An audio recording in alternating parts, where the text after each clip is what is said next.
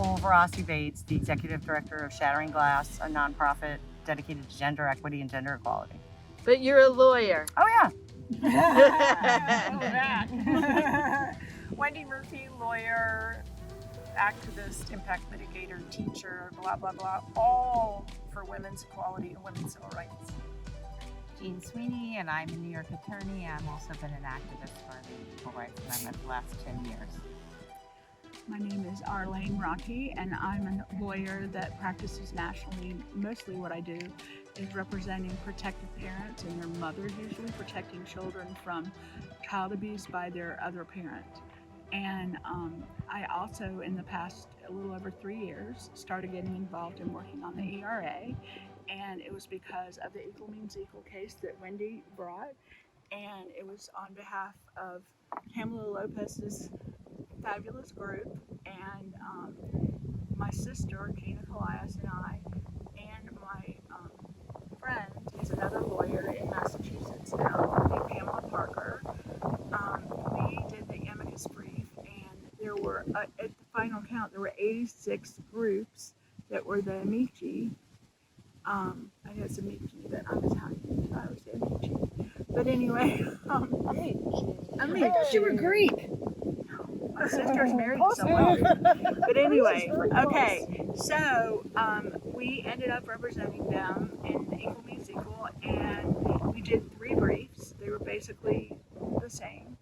And we were arguing that equality of rights, equal citizenship, is necessary for democracy. It's critical to democracy. And we also talked about the history of women's rights and talked about Elizabeth Cady Stanton and the first, and we're actually here on the anniversary of this 175th anniversary of the first Women's Rights Convention, and we are outside of her house where Wendy spoke before on the Seneca River. And there's a convention going on also by Generation Ratify, and we've been participating in that as well. Very cool. So we're all a little demoralized right now by the status of the ERA. At least I'll just speak for myself. When we got Virginia in 2020, I was so excited because I thought, well, now it moves to the lawyers. I can bow out. But then that didn't happen. Trump interfered.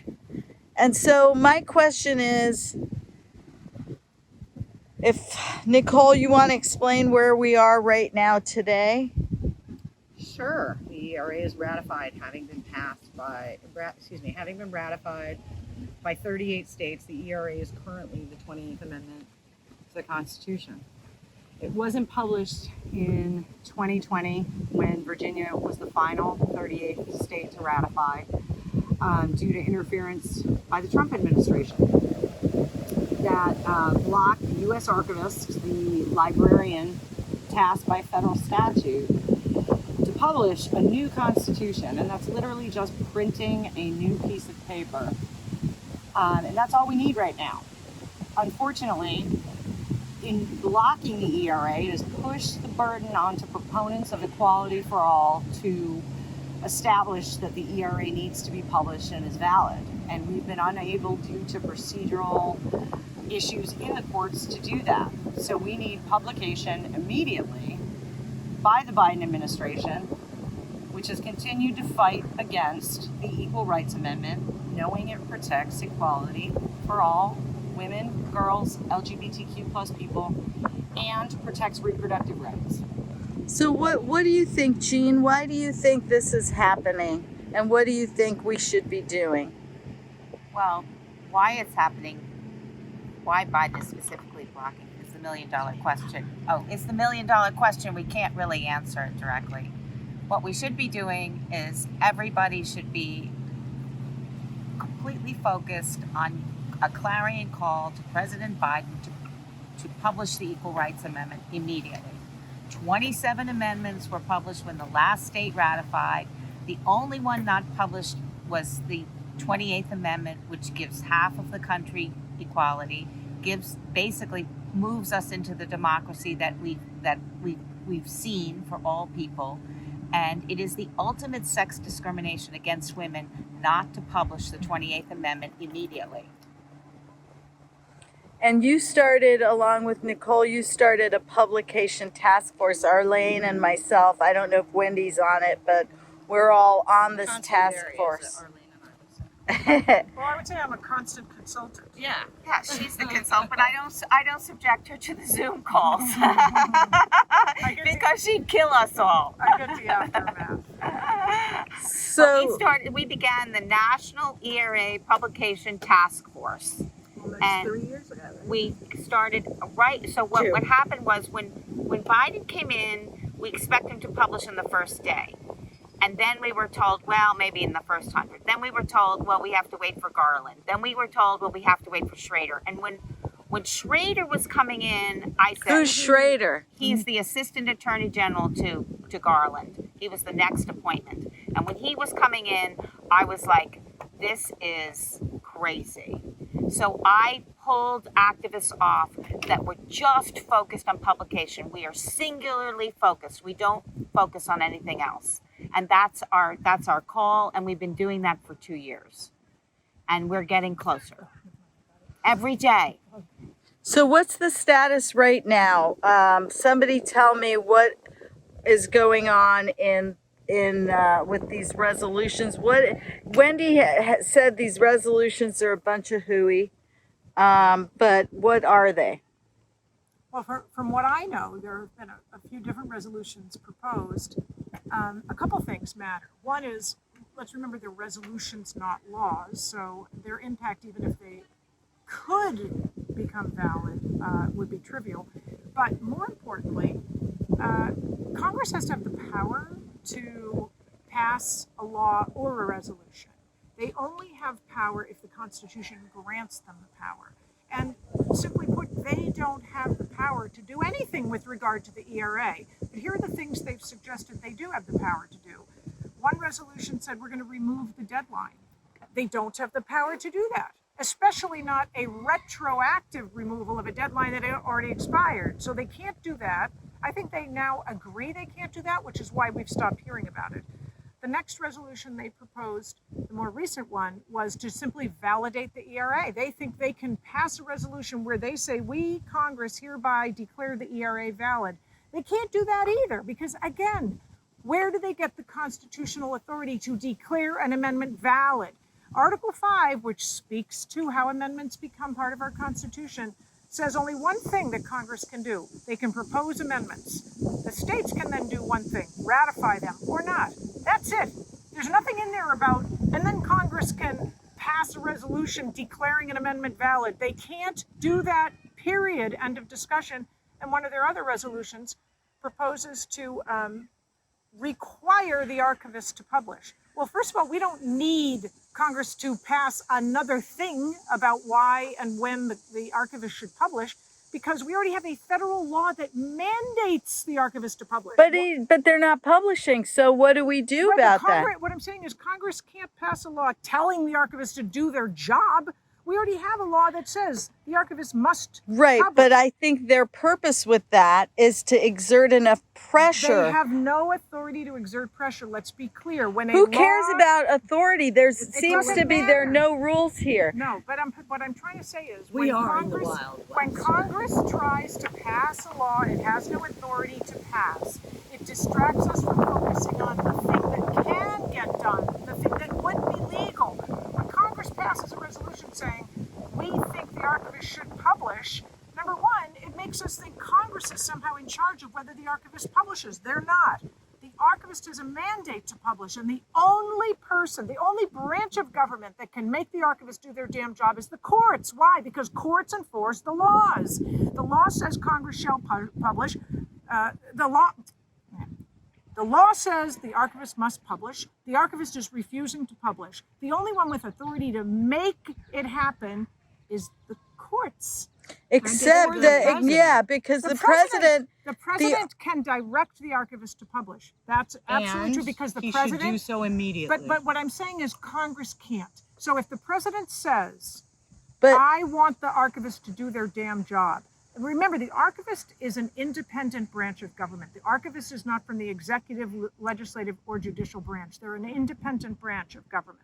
They are really. They're in the executive branch. No, they because are we only not. have three. They No, are they are not. subject to. They are They subject are to independent with. an independent subject to the- executive oversight. That's Yes. And exactly that's right. why an executive order. No, you or don't need an calling- executive No, you order. don't want You one. don't You need an He could executive call order. the archivist into his office or Are you call gonna her edit on the this? phone. What I'm trying to say is very simple.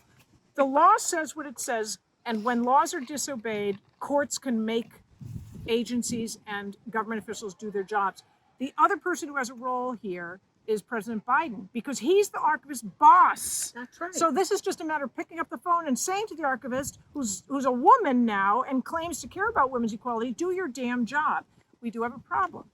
The archivist who first refused to publish, David Ferrero, who's now retired, he's the one who issued a statement saying, the archivist will not publish without a court order. That doesn't make it so, but it is another barrier we have to deal with. I Nevertheless, agree with everything you're saying about Congress not being able to order the archivist around. I do think it goes to Pamela's point in the sense that we can't get the courts to tell them to publish. We can't get Biden to publish. Well, what are we going to do in the So interim? here's what Congress can do, and this speaks to Biden's role as well. All Congress needs to do, and this requires no votes, they don't have to get to 60 or 51 or anything else, sign a friggin' letter. Dear archivist, do your damn job and publish. If all these women congresswomen. But that's essentially what the Cory Bush bill is. That's right, but guess what? You don't need a vote. All they have to do is sign a letter, send it to the archivist, and it will have more influence, more power, We're more trying weight, to and do that. nobody will laugh at it because it's a letter. Dear archivist, do your damn job and publish. The idea that they're subjecting this to votes and all these procedural rules and nonsense in Congress, number one, it gives them the excuse that, well, we tried our best, but it never passed. Just write a letter and then write the same letter to Joe Biden. Pick up the phone, Joe. so That's the We've that done we've that been though. trying We've to done do that, that right, We're gonna do Gene? it again. We've been doing that. I'm saying With the tell senators. Bush and Presley and all these women who are just lying to us, saying they care about the ERA. Say to them, stop the bullshit. Write a letter. I don't. But think Cory Bush is they're lying not to us, lying. They're misinformed. They're No, Cory informed Bush is by not lying to at us. all. She's not lying at all. The point is, She's either lying or she's an idiot.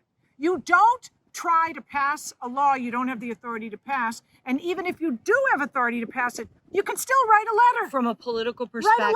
perspective, introducing the resolution puts pressure on the members in Congress to co-sponsor, because if they don't, they are publicly making a statement that they're not supporting the Equal Rights Amendment. That you is get more why- press on that than you do on That a is letter. why. You get When- the wrong press. You get press pressuring the wrong thing to happen. Meanwhile, we're not talking about Biden. We're not talking about the right thing. We're talking about Congress. And then, oh, women vote. Let's vote for the Democrats for Congress in 2024. Let's vote for Joe Biden in 2024. No, because this is nonsense. You're voting for a pig in a poke. We're not focused on what actually needs to get done. Don't get distracted. We've tried these letters and getting people to sign on to these letters for 2 years. And, we've got governor's letters, we've got senators' letters, we've got letters coming out the All I'm wazoo. saying is a letter is They worth don't more than do this anything. nonsense resolution. The resolution is worth I- nothing. No, It's because worth because the resolution got us on the fucking news. And a letter gets us nothing. You get on the news with a distraction plan instead of a focus on Biden. All I know is now versus 2010, when I say ERA, people don't tell me it's a laundry detergent. No, but They they don't think- tell me it's Because I baseball. think it's discontinued that. No, but they think the solution is to put more Democrats in Congress, and And that's the problem. That's why Biden is not publishing exactly that. Okay? Can I talk? You cannot, this is a free Okay, conversation. Okay, well, I was trying not to interrupt. Well, start interrupting. It's much Okay. more interesting. Okay. Well, I'm saying that the point is that I feel that we need to let the general public and the people who, first off, we have to make sure people realize that the ERA will protect reproductive rights and it will protect gay rights, LGBTQ rights. And we need to let these people know that Biden has a constitutional duty to enforce the laws, which means he has a duty to pick up the phone and call the archivist and tell her to do her job under, 1 USC 106B. I think the most important part, Arlaine, to what you're saying is we need all of those groups to understand that they do not have equal protection today. They have zero equal protection. 2 weeks ago, the Sixth Circuit interpreted a ban on gender affirming care and applied a rational basis standard relying on Dobbs. We will be unable to establish discrimination claims for women, girls, and LGBTQ plus people, period, dead stop. Without the ERA being Without published. the ERA. being Because published. publication is notice. It's telling the whole country, including the Supreme Court, that it exists. And when they publish a new constitution, the Constitution is the highest law in our country. And the Supreme Court now is a textualist or based. That's the other thing. They're trying to use the fear of that we should be afraid of appearing in front of the Supreme Court as a reason not to Bullshit. publish Bullshit. the Equal Rights Bullshit. Amendment. Bullshit. The courts are going to have the final say no matter what. No matter what, you can't be afraid of the courts. They're going to do it. They're The going to reason do why it. they're They're going using to that rule one way or the other. argument is because they want the ERA to be held in purgatory where it is right now. If they publish the ERA, first the opponents of equality have to try and overcome standing. If they overcome standing, which the Biden administration said in open court they won't be able to do, but assuming they do, then if the Supreme Court blows it up, it is done in the public eye. But right now, it's being pushed down below and being hidden by the Democratic Party from exposing President Biden for blocking the ERA just like That is the most true statement we've said thus far. Everything Congress is doing right now is meant to distract us from paying attention to Biden blocking the ERA. We're focusing instead on Congress. We're saying, well, it has a little value that they're proposing these utterly illegitimate resolutions. So we say, oh, thank you. You're calling attention to it. No, you're distracting our attention from the only thing that matters. We ought to be uniting, mobilizing politically. This presidential campaign, 2024, is a unique opportunity for us to unite as 170 million women and say to Joe Biden, who needs our votes in 2024, you will not get our vote until you publish. That doesn't mean we're causing Trump to win. It means Biden loses if he doesn't do the right thing. And we owe our allegiance to the ERA first, party second. I don't care if the devil wins instead of Joe Biden. He will never do the right thing if we don't leverage our votes. And this is the opportunity to do that. We, just like Alice Paul leveraged the women's vote and was a nonpartisan, fierce advocate who didn't care who she was criticizing. She said, we, women, can't afford to be partisan because neither side supports us. So I agree with that. I agree with that. It's just that they hold the purse strings. They hold the power. The media will listen to the parties. Everybody listens to the parties. So we have to circumvent that somehow. Yeah, we have to rise up the way Alice Paul created the Women's Party and made it powerful. No matter who was yelling at her, no matter who was saying, you can't do that. That's offensive to the Democrats. She said, I don't care. She got so much shit for being nonpartisan. And every time she said, I don't care. My allegiance is to women. Women first, party second, party third. She just didn't care. Whoever was in power, she went after them like a rabid dog. And that's what we need to do. Okay, well, to get that strong of a voice, we need a lot of people to know. I think we should go after the same two groups that Biden is using to get votes, which are gay people and women, and the reproductive rights issue. And we need to let them know that he has let people basically have all kinds of torment. If there's not been death yet, there's going to be death. I mean, they've got the Texas case going on where that poor woman had to get sepsis before they would actually do a DNC on her and take the tissue out of a baby that was already dead. And so what I think we need to do is to let these people know that Biden has a duty to publish. He could have done it before Dobbs. He could have saved us from Dobbs. He knowingly let Dobbs happen. And then after Dobbs, he used it for political gain in the midterms. And even after doing that, he won the midterms. He could have published after that, and he didn't Arlaine, publish that it. How are you going to get you're them very to support naive you? if you think those groups just need to learn a little bit. I'm not talking about groups. I'm talking about the public. Everything you just said, and I'm then not some. talking about They groups. are proxy groups for the Democrats. Every mainstream group, I'm not talking every about mainstream groups. group that claims to speak for women or gay people or reproductive rights is already in the tank, and we cannot talk them out of the tank. Okay. We Well, cannot talk them out of the tank. Not the large organizations. I agree with you, Wendy. But I think we have to find, again, this is what's so challenging, is we always have to start from the bottom up.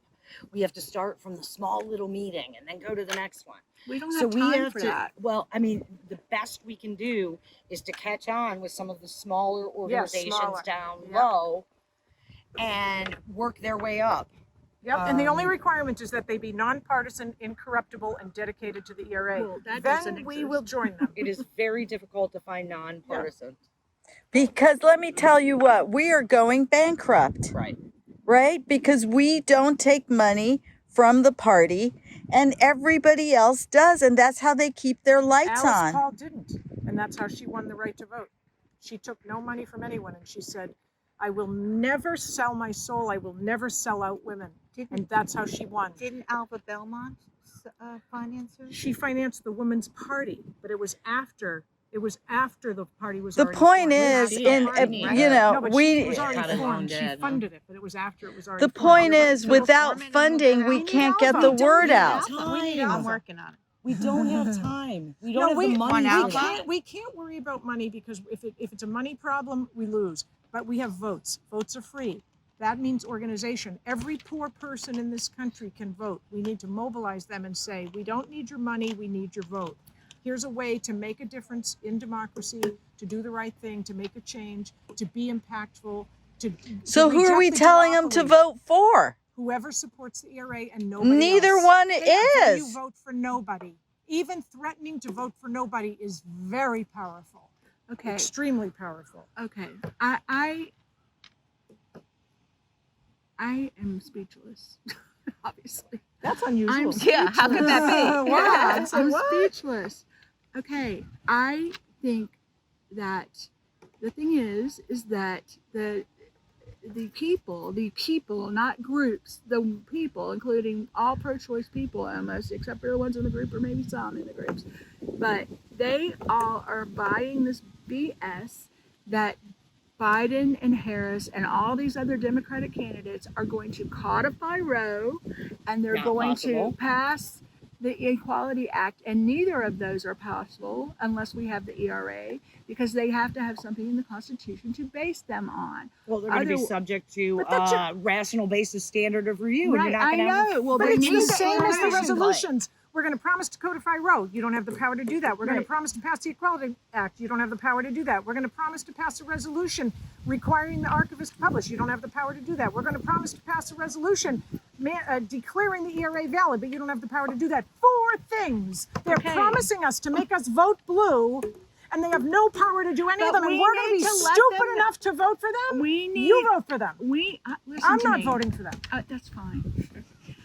We need I'm to not- let the people know that Biden is a hypocrite. And that Putting it he's been mildly. lying. He's been lying, and Kamala Harris has been lying, and the Democratic Party has been lying to us. And there was one state, North Carolina, that passed a resolution just last month saying for Biden, the Biden administration must publish the ERA Yeah, now. but you know what happened? Immediately following that resolution, Governor Cooper stopped talking to us, literally shut us down completely. We were engaged with him regularly.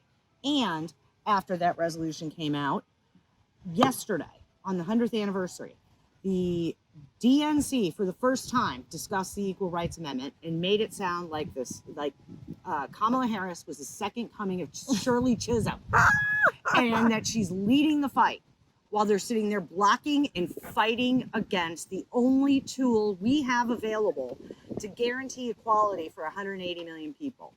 This is out of hand, and rest assured will not be supported by young people and anybody who sees the light.